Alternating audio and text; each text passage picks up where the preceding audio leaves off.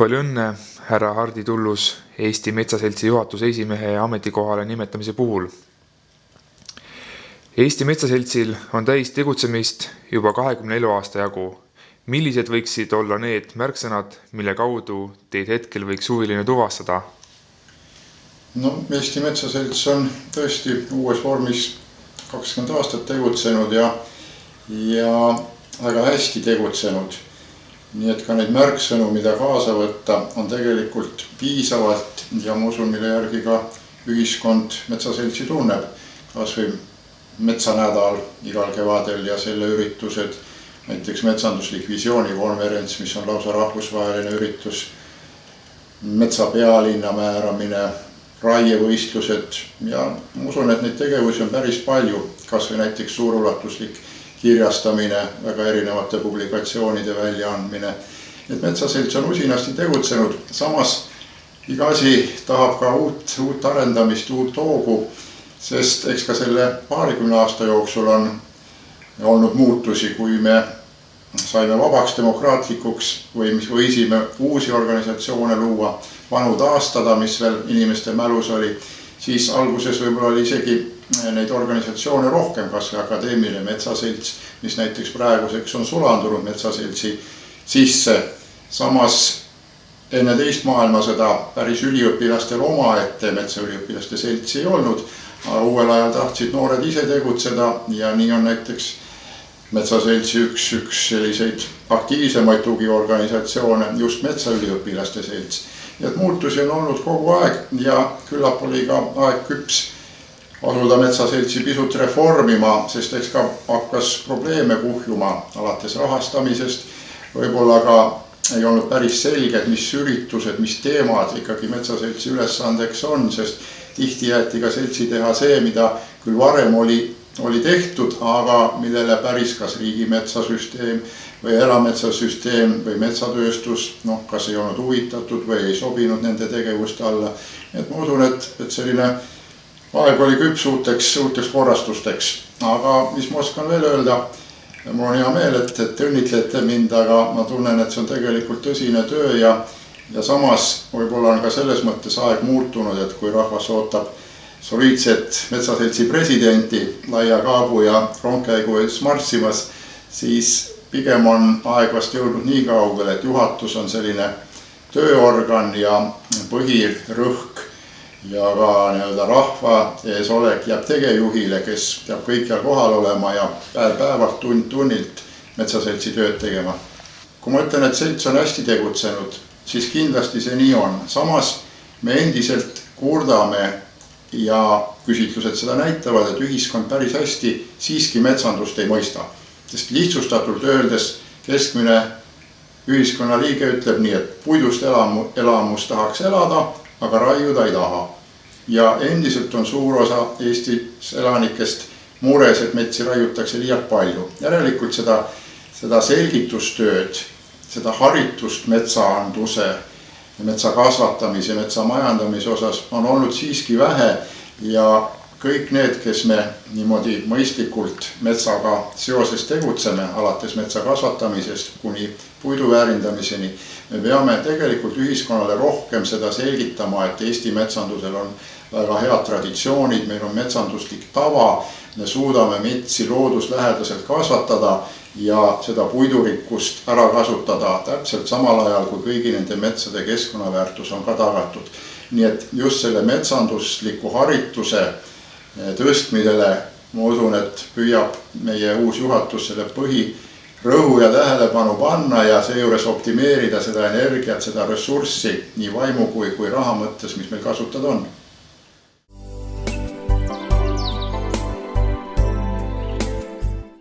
Umbes aasta aega täpselt tagasi tuli mulle Erametsakeskuselt kiri, kus paluti abi erametsa parandamisel ja need toetustel pakuti abi. Saimegi sinna ühe punkri ääre peale. Ja siis suur sügav auk, lumine seal all, Rünno küsib siis, et mis asi see on? Ma ütlesin, et see on ju polkovniku punker. Mis polkovniku punker? Vene polkovniku punker 41. aastast rajatud. Kas siin on veel midagi niisugust? ja meil on siin niisugused klassikalised kolmnurk-siksak-kaitsekraavid, on teisi punkreid, on laskepesasid ja nii edasi. Et näita mulle. Vaatasime veel kord ja no nii, alustame hoopis teisest kohast pihta, pärandkultuurist. Mina ei teadnud selles hetkel mis see sõna tähendabki veel, eks ju, jah. Et mismoodi ja nii edasi. Ta ütles, et tuled linna, räägime. Ma läksin linna, rääkisime, võtsin need kaardid kaasa ja nii edasi ja siis ta hakkas nagu seda asja ajama mulle ja selgitama. Siis ma sain aru ühest asjast, palun meeles pidada, see on väga tähtis moment. Mulle tehti selgeks see, et seda toetust ei saa mina, sest seda peab tegema keegi FIE. Tänu sellele saan ma oma metsas mingi osa korda teha. Eks ole? Ja küll, ilma oma rahata ja nii edasi saan ära tehtud, et ma olen sellega nõus. Ja tegimegi siis plaani siis ära. Ja siis, kuna see raamat oli kohe olemas ja selle raamatu uurimisega ma pidin läbi käima paljud arhiivid, et kas need nimed, kas need asjad vastavad tõele. Sest, et nii nagu ma Tallinna ülemustele ka kirjutasin, et iga auk ja kivi metsas ei ole veel pärandkultuur. Et neil on vaja mingit kindlat allikat. Kõik ma siis märkisin üles, mõõtsin ära, tegin oma eelarvet ja esitasin. Ja minu suureks imestuseks väga ilusti, kenasti see isegi võeti vastu. Ma siin pean ütlema siirad tänusõnad, mitte Rubenile, vaid härra Rünnole, et kes aitas väga palju neid asju teha niimoodi, et mina ise ei oleks seda bürokraatiat iialgi suutnud läbi murda ilma temata. Ma ei kujuta ette, mida tema veel oma ülemustega pidi seal tegema, kui mitu korda ta pidi dokumente tegema või mida, ma ei kujuta seda ette, aga ma arvan, et seda kindlasti oli. Nii et lõppkokkuvõttes oli niimoodi, et saime siis peale ja hakkasime siis, kuna ka mina pidin tegema seal mingi osa tööd 610 euro eest, jah. Siis ma tegin seda ja käisin kogu aeg seal juures, tähendab kõik, mis oli vaja ära tehtud, sai tehtud isegi paremini, kui see FIE tahtis teha. Ja saimegi siis niimoodi varakult korda, siis läks FIE oma metsa juba asju ajama nii edasi. Ja ime küll, nagu valmis oli saanud, kõik teadsid seda, kõik olid ümberringi väga huvitatud ja hakkasid juba ekskursioone tulema. Üks ekskursioon, kahte ma mainin. Üks oli Marimaalt, Venemaalt. Teine oli Tartu Kutsehariduskeskusest, et üks rühm poisse tuli, mis on väga hea selles mõttes, et nad said ikka teada ka, mis on sõda, mitte väljaspool filme ja väljaspool arvuteid, eks ju. Enam-vähem mingisugune ettevalmistus. Selle üle olen ma väga rõõmus. Ja eks neid tuleb edaspidi ka veel. Ja siis, mis ma veel tahtsin selle kohta öelda, ega mul pikalt enam selle kohta ütelda ei olegi. Muud kui, et jah, jäi pooleli. Selle metsa korrastamise käigus avastasin veel sama palju punkrit, kaevikuid, laskepesasid. Tuli põsasest välja. Ja veel niisuguseid asju, mida ma esimest korda, ma lapsest saadik isa käisin metsas saagi lõikaba mulle saega muidugi. Ma teadsin, mis seal paljud asjad on. Aga paljusid asju ma ei näinudki, nad olid lihtsalt võsa sees ja sain kätte. Nii et tuleb veel tõepoolest teha teine raks veel, siis saan ehk terve oma metsa korda ilma rahata, eks ju.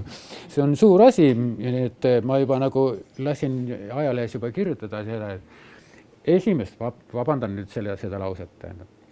Esimest korda elus on mul kasu olnud Eesti Vabariigis täiesti reaalselt. Sain 3 metsa endal korda. See on suur asi. Selle eest Vabariigile ja Erametsakeskule ka suur tänu.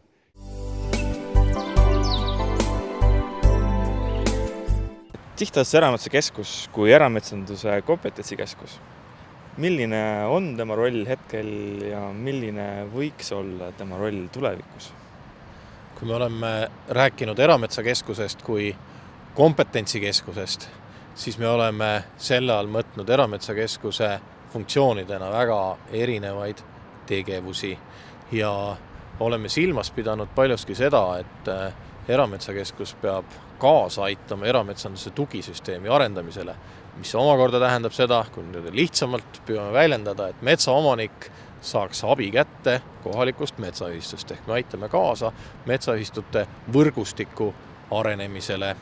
see on üks selline selge tegevussuund, mis meil on olnud, aga muidugi kompetentsikeskuse roll kätkeb endas ka kõiksugu muid tegevusi, olgu see siis need erinevad taustaanalüüsid, uuringud, metsaomanikele info vahendamine, peame üleval erametsaportaali või teeme näiteks puiduturu monitooringuid või tellime erinevaid rakendusuuringuid, olgu see siis ulukikahjustuste ennetamise teemadel või mis iganes kitsamatel teemadel, kus erametsasektoris king pigistab. Et see on see erametsakeskuse roll kompetentsikeskusena praegu olnud. Ma arvan, et ta suures plaanis sellisena võiks ka jätkuda, et erametsakeskus ei pea kõike ise tegema. Me oleme seda silmas pidanud, vaid nagu ma enne ütlesin, ühistute võrgustikku arendama, et tegelikult paljuski metsaomanikud saaksid hoopis abi nendest organisatsioonidest, kuhu nad omakorda ka ise panustavad. Et see on see meie lähenemine olnud. Kui rääkida, et erametsakeskus kui selline arendustegevuse eestvedaja ja samas erametsakeskus kui toetuste maksja, ma ei taha siin mingil juhul näha mingisugust konflikti nende kahe valdkonna vahel, need on ju omavahel seotud. Aga kui me nagu vaatame tagasi viimasele paarile aastale, siis tuleb tunnistada, et selline otsene toetuste menetlemine, toetustaotluste kontrollimine, toetuste kasutamise kohapealne kontrollimine, et see on tegelikult tegevusmahu poolest kindlasti olnud erametsakeskuse jaoks tunduvalt suurem kui erinevate arendusprotsessidega tegelemine. Millised on olnud raskused selle eesmärgi täideviimisel eelkõige? Kui me räägime sellest, et TMK kompetentsikeskuse üks oluline tegevus on olnud erametsanduse tugisüsteemi arenduse koordineerimine, siis me oleme tugisüsteemi jaoks enda jaoks määratlenud sellise visiooni, et meil tuleb üles ehitada metsaühistutel baseeruv erametsanduse tugisüsteem, mille teenused on võrdses kvaliteedis kättesaadavad igal pool Eestis. Seda, et meil ei tohi kaardil olla valgeid laike, et kuskil mingit teenust saab, kuskil mingit teenust ei saa. No, ma arvan, et olukord on samm paremaks läinud küll ja meil on maakondades väga, väga tublid tegutsejad, nii tugiisikud kui konsulendid. Aga mõtleme ka sellele, et me alles mõni aasta tagasi niimoodi aktiivsemalt hakkasime suunama ühistuid sinna, et nad pakuksid metsaomanikule ka metsamajandamise teenust, et ühistu oleks see, kelle poole metsaomanik võib pöörduda, kui ta näiteks puitu soovib müüa või kui ta mingisuguse metsakasvatustöid soovib oma kinnistul teha. Et sellise majandusliku poole osas on ühistute tegevustase on erinev ja tuleb öelda jah, et siin on võib-olla see on üks selline suuremaid raskusi on ka üldse inimeste jaoks, kes on erametsanduse süsteemi juures juba aastaid olnud ja kes on harjunud tegema mingid teatud asju, selliseid nii-öelda pehmema poole tegevusi, koolituse õppepäevi ja teinud neid tegelikult väga hästi ja nüüd oleks vaja astuda järgmine samm ja jõuda sinnani, et ühistu suudaks metsaomanikule pakkuda ka muid teenuseid. Et ega see igal pool ikka väga, väga kergelt läinud ei ole. See on võib-olla üks selline suurimaid, ma ei tea, kas nüüd öeldes murekohti, aga üks selliseid suuremaid väljakutseid kogu selle ühtlase tugisüsteemi väljaarendamise juures. Me räägime erametsakeskusest endast, siis me peame vaatama, mis juhtunud on, et näiteks toetustaotluste maht on märkimisväärselt kasvanud aasta 2011 jõudsime sinna circa 8000 toetustaotluseni välja, mis tähendab võrreldes aastaga 2008 2,5-kordset kasvu.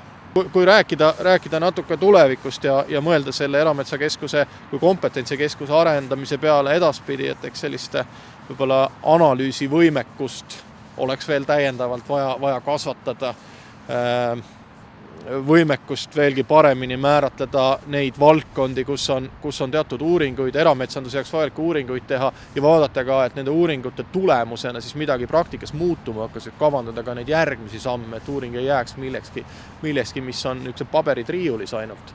See on üks pool ja teine on siis väliskoostöö pool, et erametsakeskus on olnud osaliseks erinevates väliskoostööprojektides ja mõningaid erametsanduse murekohti me mõne väliskoostööprojekti kaudu siis saame natuke lahendada, olgu see näiteks äsja lõppenud metsatulekahjude ennetamise projekt või mõned puiduenergia kasutamist promovad projektid, mis meil praegu käigus on. Aga ma arvan seda, et olla veel tugevamini juures selline koostöövõrgustikes, kus osalevad samalaadsed organisatsioonid Põhjamaadest, Lääne-Euroopast ja teha nendega veelgi rohkem koostööd, tuua võib-olla nende riikide erametsandussektori positiivset kogemust Eestisse, ütleme, analüüsida ise nende kogemusi ja vaadata, mis on see, mis Eestisse sobida võiks, kõike ei saa kunagi üheselt üle võtta. Et võib-olla siin oleks veel ilmselgelt sellist kasvuruumi. Kui vaadelda Erametsakeskust sellises 7-aastases tsüklis, nagu ta Euroopa poolt vaadatuna on, näiteks läbi maaelu arengukava, siis millised võiksid olla Erametsakeskuse sellised 3 vaala, millele ta järgneval 7 aasta tsüklil võiks nagu keskenduda ja kuhu välja nagu jõuda? Ma arvan, et need samad vaalad, mis on praegu olnud, peavad edasi ujuma ja edasi kasvama, veelgi suuremaks ja võimsamaks muutuma. Ehk ma räägin sellest, et kui mõelda, et mida Erametsakeskus mõne aasta pärast võiks teha, siis ma arvan, et samalaadselt nagu praegu toetuste valdkonnaga tegelemine on ju tegelikult just eurotoetuste osas on need viimased paar aastat ju olnud ainult mis on see kogemuste saamise aeg olnud. Et see tegelikult ju ei olegi väga pikk aeg olnud. Et toetused on üks märksõna, teine on jätkuvalt tugisüsteemi arendamine. Kui me mõtleme, kui vähe siiski metsaomanike koguarva arvestades on näiteks metsaühistute poolt praegu esindatud, siis siin on veel väga pikk tee käia. On küll arengumärke, aga saab veel tunduvalt suuremaks kasvata Erametsakeskuse abiühistutele, abiühistulise süsteemi ülesehitamisel. See peab jätkuma. Ja kolmas, sinna alla ma peaks panema siis kõik muud tegevused, et me erametsaomanike võib-olla kõige esmasem informeerimine, olgu ta erametsaportaali või õppelehtede kaudu, kõik need uuringud, analüüsid, mida Erametsakeskus ka praegu teeb, puiduturu monitoorimine, siin erinevates kitsamates tegevuslõikudes saaks tegelikult veel tunduvalt paremaks minna. Ega meil sellise näidismaana on ikka Soome siin ees, aga ja imetlusega vaatame, kui hästi seal mõned asjad on, kui täpselt ja millise sagedusega näiteks seal puiduturu seisu hinnatakse ja avalikkusele teavet selle kohta antakse. Sellistes töölõikudes meil kindlasti on seda edasiarenemise ruumi veel ikka oma jagu.